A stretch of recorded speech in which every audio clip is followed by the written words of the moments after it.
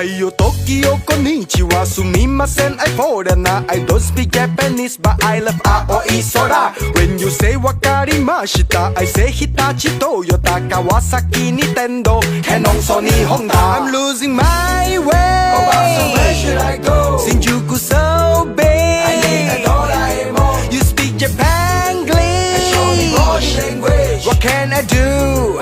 Where should I go?